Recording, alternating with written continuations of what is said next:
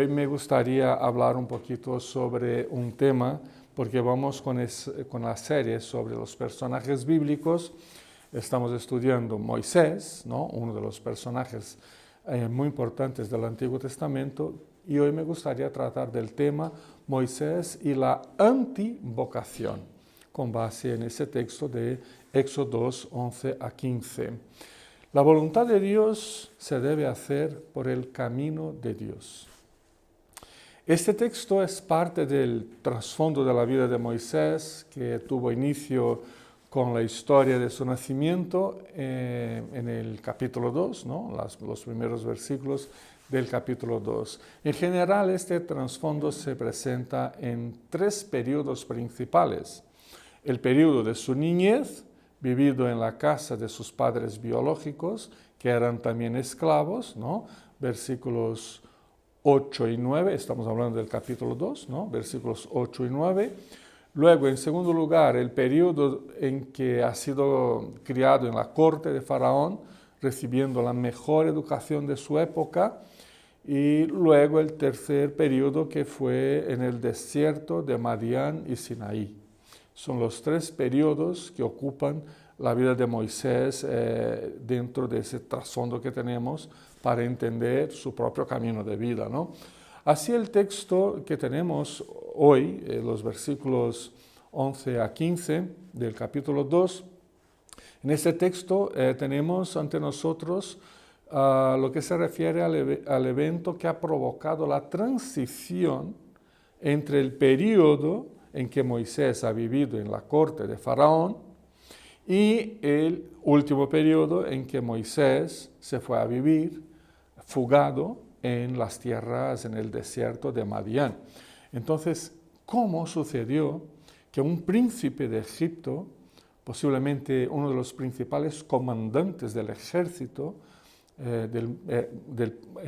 más poderoso de su época, cómo fue a parar en un desierto, ¿no? Alejado de todo, viviendo entre tribus nómadas en Madián, cuidando ovejas, ¿no? ¿Qué es lo que pasó? Esa no es la pregunta, el texto que tenemos es la transición, es lo que pasó para que este gran comandante egipcio terminara como pastor de ovejas en mitad de un desierto alejado, perdido, fuera del contexto de vida importante de la época. Eso es lo que tenemos aquí ante nosotros. En sí mismo este evento, el evento que hemos leído, ¿no? Del que tratamos ahora, nos revela mucho acerca del carácter de Moisés antes de su encuentro con Dios en la zarza ardiente. Y ese encuentro lo vamos a leer en el capítulo 3. Pero antes de ese encuentro ahí con Dios en el desierto, Moisés, aquí tenemos cómo era Moisés, ¿no? Cómo era su carácter, o parte de cómo era su carácter. Incluso posiblemente moldeado por toda la educación militar que tuvo en Egipto. Inicialmente nos muestra el texto que Moisés tenía un aguzado sentido de justicia. Eso es algo muy positivo. Él tenía un aguzado sentido de justicia y ha respondido a la injusticia de tres diferentes personas contra tres tipos de víctimas, ¿no? Hubo tres víctimas y él respondió al problema de una injusticia sufrida por tres diferentes personas. La primera, cuando asesinó a un egipcio opresor que agredía a un esclavo hebreo, lo mató y escondió su cuerpo en la arena del desierto, versículo 11, ¿no? Una primera revelación de su sentido de justicia, ¿vale? O sea, tenía tanta justicia acumulada que pudo matar sin grandes reparos, ¿no? Así que la justicia por sí sola no es positiva si nos lleva por ejemplo, a cometer un asesinato, para defender a otra persona. Bueno, segundo caso, él intentó intervenir en un confronto, en un conflicto entre dos hebreos, llevando la justicia hacia dentro de su comunidad de origen. Versículo 13, estamos en el capítulo 2, versículo 13. Y es interesante porque en este capítulo, en esta situación, dice que el culpable le dijo a Moisés, el culpable, ¿quién le consideró culpable? Era un conflicto entre dos hebreos, él se acerca y el culpable, o sea, si alguien ya había sido declarado culpable, lo ha sido declarado por él mismo, por Moisés. Así que él se sintió grande lo suficiente para juzgar, declarar a uno culpable y al otro inocente e intervenir en la situación, ¿no? Y el tercer caso lo tenemos los versículos 16 y 17, que no lo hemos leído, cuando entonces ya en Madián, ¿no? Está ahí junto a un pozo y va en auxilio a las hijas del sacerdote de Madián, protegiéndolas de los pastores que las expulsaban del pozo y luego dando de beber a su rebaño, ¿no?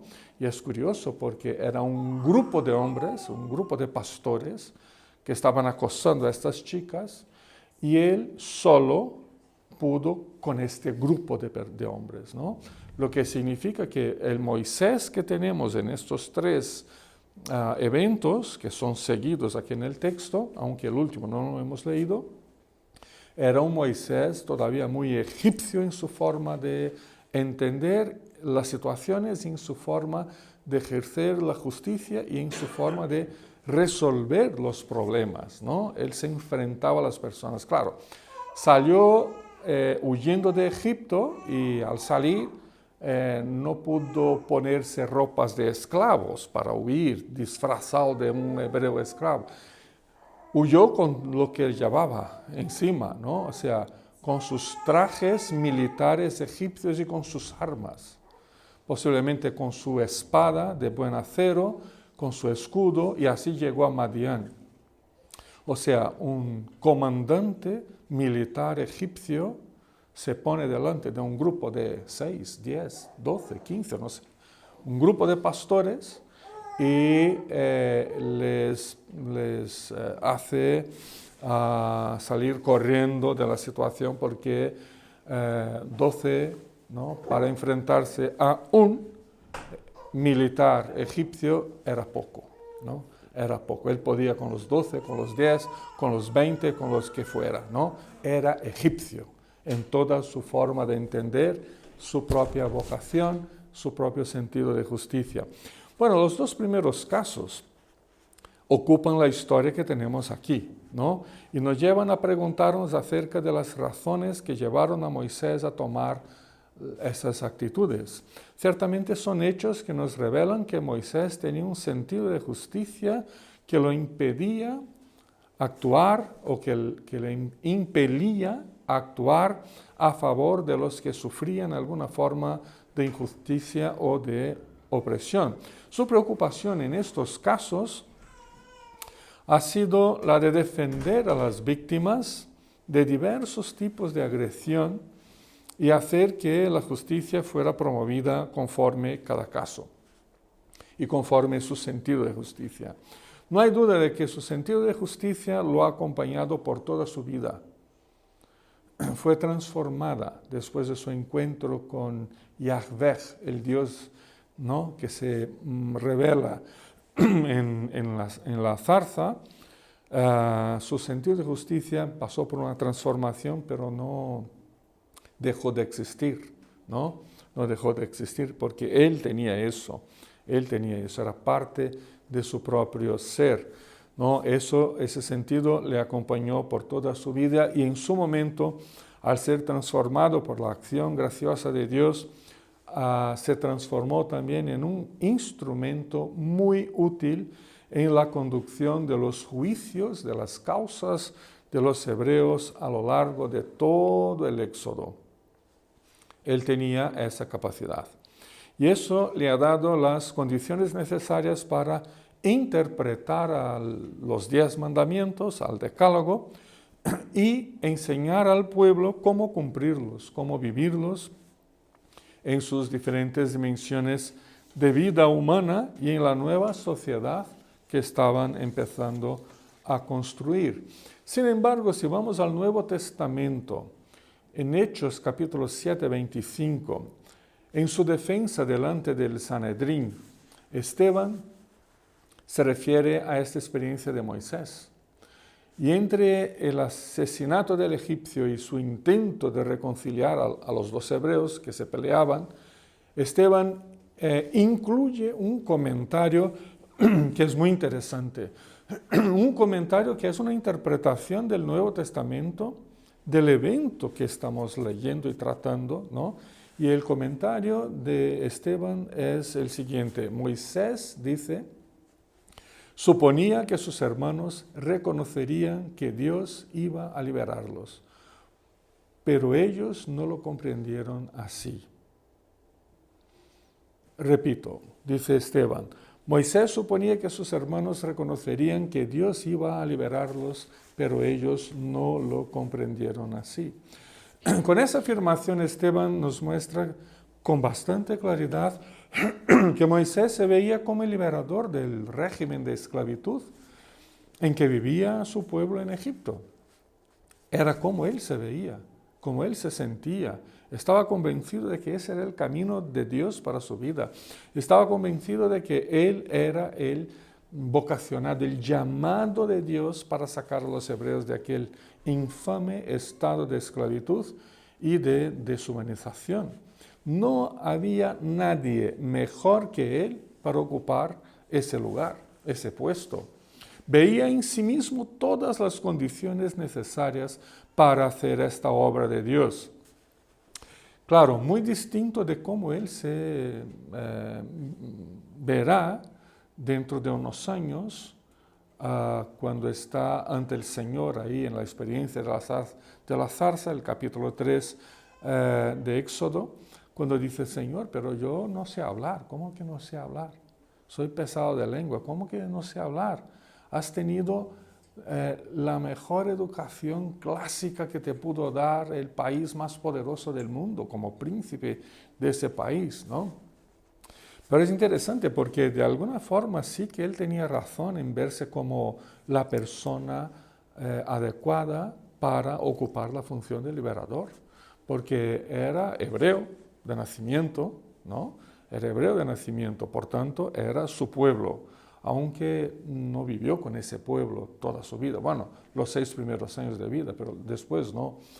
Así que era su pueblo. Segundo, que él tenía toda la tecnología, ciencia, incluso la ciencia militar que le pudo dar Egipto como príncipe de ese país, ¿no? Él tenía influencia, él tenía estrategia militar, él tenía armas, él podría acaparar parte del ejército egipcio bajo su influencia para luchar con él. Él tenía todo. Y entonces, al verse, decía: no hay nadie mejor que yo. Y aquí quizás empezamos a tratar o a mencionar o a pinzar el tema de hoy, ¿no? La antivocación. Cuando uno se convence de que soy el mejor, soy el único que lo puede hacer, yo tengo todas las posibilidades del mundo, ¿no? Yo soy el mejor no hay nadie mejor en ese mundo que pueda hacer esa obra. Y el Señor quiere que lo haga porque soy yo. Si fuera otro, quizás el Señor tendría algo de duda, pero no soy yo. De hecho, la afirmación de Esteban, volviendo a Esteban, nos muestra que Moisés tenía esa conciencia de un llamado divino para liberar el pueblo. Eso es positivo, eso es bueno. Él tenía la conciencia de que el Señor le había llamado para esa obra. Sin embargo, parece claro de igual manera por las palabras de Esteban que su vocación de que su conciencia de vocación se fundamentaba más en sus logros personales que en su espiritualidad, que en su comunión con Dios. Aunque su vida, su obra, vistas en conjunto, cuando vemos toda la vida de Moisés, ¿no? Como un todo, que fue presentada en Hebreos capítulo 11, 23 a 28, cuando dijo que por la fe Moisés esto, Moisés lo otro, ¿no? Y así tenemos un resumen de toda su vida hecha por el Nuevo Testamento, desde una perspectiva interpretativa del Nuevo Testamento, por supuesto, ha sido una vida fundamentada en un concepto más amplio de fe, empezando incluso por la fe de su padre y de su madre, al esconderlo, ¿no? Cuando era un bebé de 2-3 meses. Y de esa forma se confirma el pacto ya anunciado con anterioridad por el Señor a Abraham, a Isaac, a Jacob, además de enfatizar su amor por Israel, su creencia en el destino que Dios le había dado, puesto que ha preferido identificarse con los sufrimientos de su pueblo, que eran esclavos y que vivían de forma inhumana, que disfrutar de los placeres del pecado dentro de la corte egipcia.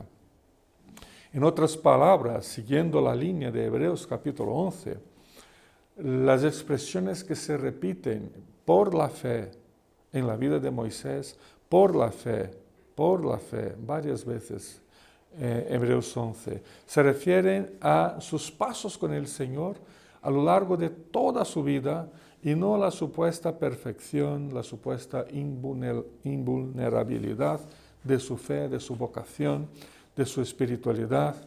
Se refieren estos por la fe, por tanto, a lo que el Señor le ha dado, a lo que el Señor había hecho a su favor. Pero en el momento en que pasaron los hechos que hemos leído aquí, ¿no? En esa transición entre Moisés egipcio para un Moisés que no era ya ni egipcio, ni judío, ni hebreo, era un ser perdido ahí en el desierto de Madián, pues en ese momento notamos que su concepto vocacional estaba todavía más apegado a sus conquistas, a su perfil personal, que a su dependencia humilde del Señor. Vemos, por ejemplo, que ya adulto se ha ido a visitar el lugar donde vivían y trabajaban sus hermanos hebreos. Una hermandad que hasta el momento todavía no la había compartido con ellos. No le interesaba hasta ese momento, ¿no? Descubre la cruel dureza del trabajo esclavo a que estaban sometidos sus hermanos. Es que no se había dado cuenta de eso hasta los 40 años de edad. O sea, tuvo que vivir 40 años en la corte para darse cuenta de que su pueblo vivía bajo esclavitud. Tardó mucho, ¿no? Tardó bastante. Ve a un egipcio que le pegaba a un esclavo hebreo. Ve. La primera vez que dice el texto que Moisés ve alguna cosa que transforma su forma de entender la vida. Ver a un egipcio, a un capataz, pegándole a un esclavo, estoy seguro que Moisés lo habrá visto cientos y cientos y miles de veces a lo largo de 40 años, porque eso era lo que pasaba a diario. Pero de repente, a los 40 años, dice el texto, ve a un egipcio que le pegaba a un esclavo hebreo. Y eso entonces le transforma la manera como entiende la situación. Luego dice, ve a dos hebreos discutiendo y peleándose. ¿Le eran esas realidades todavía desconocidas a Moisés o ha sido esta la experiencia que le trajo conciencia de la realidad y conciencia de una vocación? ¿No? Creo que es la segunda. No es que no conocía esta situación, es que ahora él toma conciencia de que eso era un mal camino. La cuestión es que Moisés, dentro de sí mismo, en su propio corazón, se proclamó como el liberador de los hebreos. Ese fue el problema. No buscó al Señor. Él, claro, unió todos los recursos que tenía, ¿no? Su formación, etc. Y la conclusión fue, claro, como hebreo que soy de nacimiento, pues el Dios de los hebreos, que fue el Dios de mi padre, de mi madre me enseñó a los 6 años de ese Dios, pues quiere que yo sea el liberador de mi pueblo, ¿no? Pero eso fue dentro de sí, dentro de su propio corazón. En lugar de buscar al Señor, él se autoproclama el liberador de los hebreos. Y manos a la obra, ¿qué tengo que hacer? Hay que matar. Pues ahora mismo, no pasa nada. No es la primera vez que mataba. Era un militar. Acostumbrado a batallas y guerras. Era un militar. Se sintió así y se convenció de ello. Y al final nadie mejor que él, con su experiencia de vida, con su formación académica, para ejercer esa vocación. Se sentía orgulloso de las oportunidades que el Señor le había dado y deseaba servir al Señor a su manera, con todas sus fuerzas. No había nadie mejor que él que estuviera calificado para esa misión.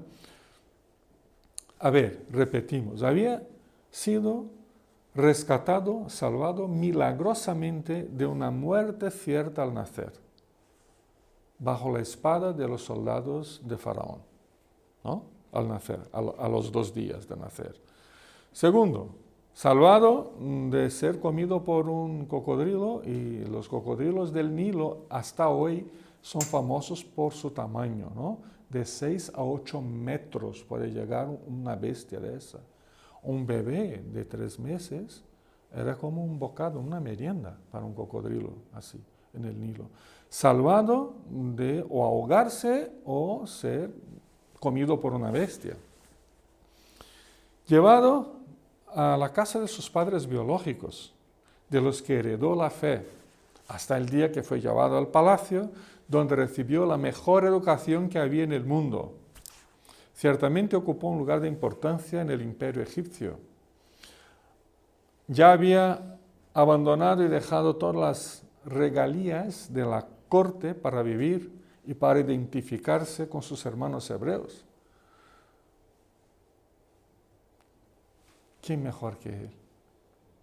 Incluso el nombre Moisés, en la antigua tradición egipcia, porque, bueno, hoy es un nombre hebreo, ¿no? Se considera, pero Moisés es un nombre de origen egipcia, ¿no? Ese Mos, en egipcio antiguo, significaba hijo, ¿no? Hijo, ¿no? Cuando, por ejemplo, nombres de faraones que conocemos, ¿no?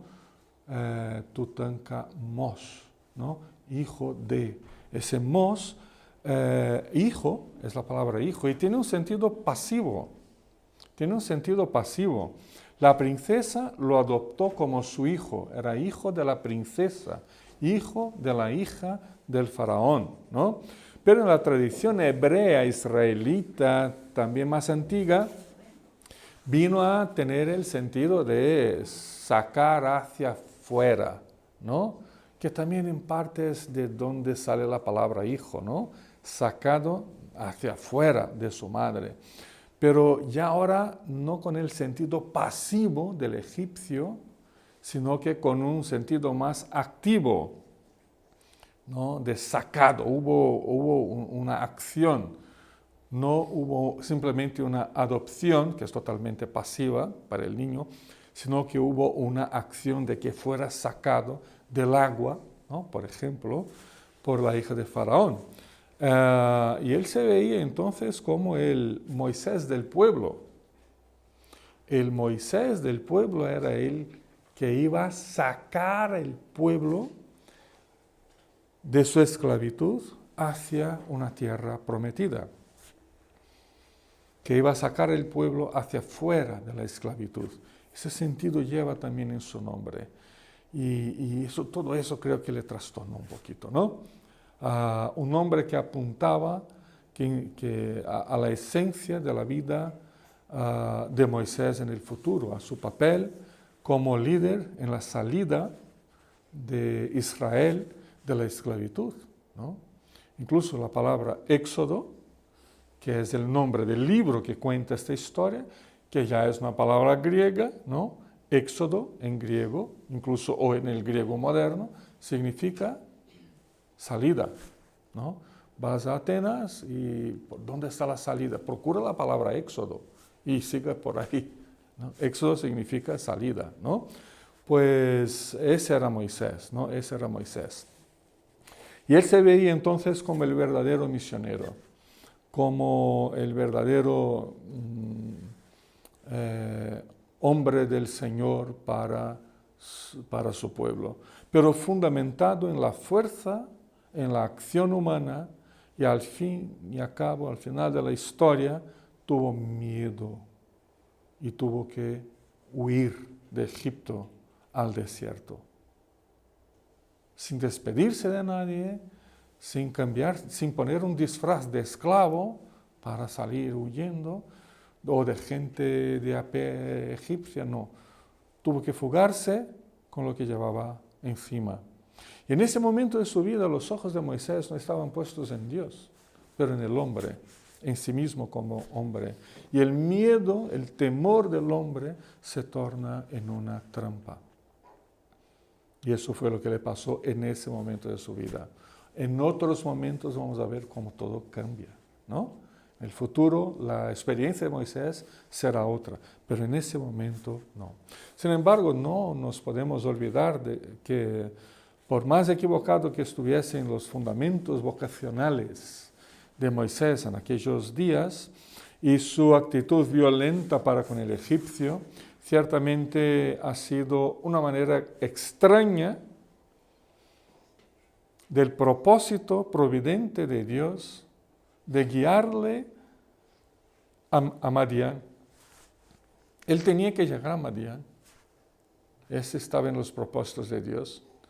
Y lo que produjo esta salida, Moisés, en la vida de Moisés, en ese momento, fue justamente su forma equivocada de entender su lugar en la obra del Señor, ¿no? Pero en ese momento también él tuvo que aprender de Dios, ¿no? Que Dios lo llamaría y él sería enviado de vuelta a Egipto con corazón humilde, firmado en Dios para liberar a los hebreos, lo que pasó más tarde. La hora de Dios para la liberación de Israel todavía no había llegado. Y tanto los métodos elegidos por Moisés, que fue el asesinato y la insurrección, como sus fundamentos y sus conceptos, no se derivaban de Dios, pero el Señor, por su providencia, condujo su vida para que los sirviese con corazón humilde y dependiente en su momento. Tardaría otros 40 años para que llegara ese momento. 40 años de tormento tuvo que pasar Moisés. Pero el valeroso intento de Moisés de ayudar a su pueblo ha terminado en fracaso. ¿Y qué podemos aprender con esa experiencia de antivocación vivida por Moisés? Ciertamente el Señor ha conducido de forma providente su vida, llevándole por sus caminos, pero su experiencia personal de vocación tuvo que ser duramente tratada por Dios para que viniese a servirle de forma íntegra e integral en el futuro. Tanto Moisés en su vocación y ministerio tuvo que limar varias dimensiones de su vida, como también nosotros hoy en el ejercicio vocacional de la obra que Dios pone en nuestras manos, debemos ajustarnos diariamente a las intenciones eternas y salvadoras de Dios, además de ajustarnos a su calendario, a sus métodos que frecuentemente difieren de los nuestros. Cuando dice la Biblia, mis pensamientos no son los vuestros, ni mis caminos son los vuestros, ¿no? Cuando Dios nos dice eso en la Biblia, a veces no entendemos muy bien o intentamos imaginar algunas cosas, pero si interpretamos ese dicho bíblico a la luz del texto de Moisés, vemos que no solo los pensamientos de Dios son diferentes, ¿no? Pero también sus intenciones son diferentes de las nuestras. Sus métodos son diferentes de los nuestros. Y sobre todo su calendario es diferente del nuestro. Nosotros queremos todo listo para dentro de 5 minutos, ¿no? Es mi hora, es el momento. Y Dios a veces nos mira sonriéndose un poquito y piensa, no, hijo, todavía te quedan 30 años para hacer eso. Todavía te quedan meses. Todavía tienes que esperar el momento, ¿no? Me acuerdo de cuando Jesús recibe la noticia de la muerte de uno de sus mejores amigos, Lázaro, ¿no? Llega a Jesús la noticia, tu amigo Lázaro ha muerto. Y él no sale en disparada para visitar la familia de Lázaro, a sus hermanas, ¿no? O para ofrecer consuelo. Dice el texto que Cristo espera 2 días antes de irse a ver a la familia, ¿no? Cuando ya habían sepultado a su amigo. Él espera 2 días. Y esos 2 días creo que para nosotros son días de angustias, ¿no? Sí, y tengo que ir, tengo que hacer esa hora, no puedo esperar. Pero el Señor nos impide muchas veces de dar pasos porque su calendario no es el nuestro. En ese sentido, tanto Moisés como todo el Éxodo es un claro y amplio llamado a la vocación. Es como una provocación profunda que espera por una respuesta, que exige en el presente, como lo hizo en el pasado, una constante respuesta al llamado de Dios para servirle. Debemos aprender a caminar de la antivocación a la experiencia de una vocación que aprende a esperar, que aprende a cómo actuar y que busca los momentos de Dios. Aprender a caminar de la arrogancia hacia la humildad, de las prisas hacia la paciencia, de nuestros métodos infalibles hacia la voluntad de Dios. Ese es el camino de la misión de Dios. Que el Señor nos ayude. Amén.